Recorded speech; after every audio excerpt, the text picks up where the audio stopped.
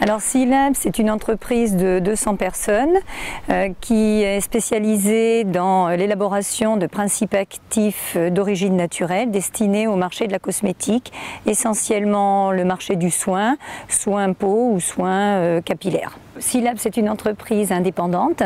C'est une entreprise aujourd'hui qui a une concurrence internationale, qui est une concurrence aujourd'hui de grands groupes, mais qui reste concurrentielle dans ce marché grâce justement à sa forte capacité et sa puissance en innovation.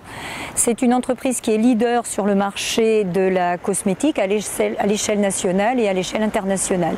Pour nous aider au développement de ce marché international, nous avons développé une plateforme donc américaine, une plateforme asiatique au niveau de la Chine et nous développons une plateforme au niveau de l'Amérique du Sud.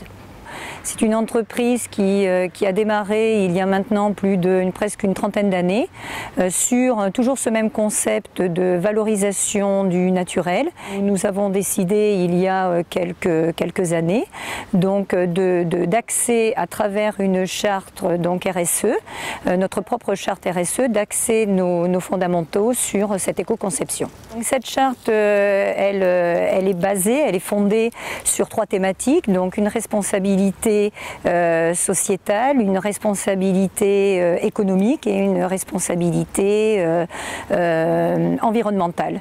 Donc cette éco-conception, c'est donc, je vous le disais, c'est une démarche globale d'entreprise qui va reposer en fait sur 4 principes essentiels.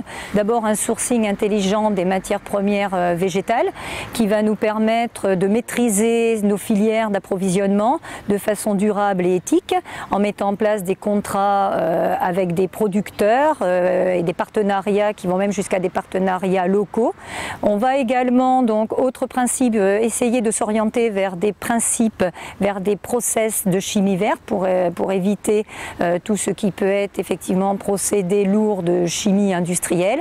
Et enfin, accepter et valoriser toute cette démarche par la mise en place d'un système d'évaluation de façon très objective de ces différentes mesures.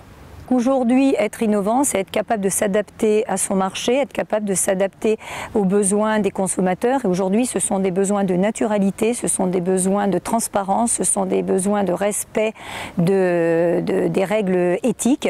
Et effectivement, on a connu cette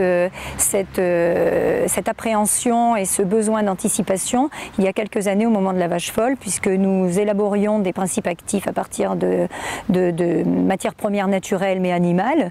Et en ayant un petit peu appréhendé le marché et le besoin de ce marché de se tourner de plus en plus vers le naturel et vers le végétal, on a donc anticipé ce risque qui est survenu avec la vache folle en mettant en place sur le marché très rapidement une gamme d'actifs naturels issus de produits végétaux. Et ça a été pour nous un fort levier et une ouverture vis-à-vis d'une croissance exceptionnelle depuis 1991.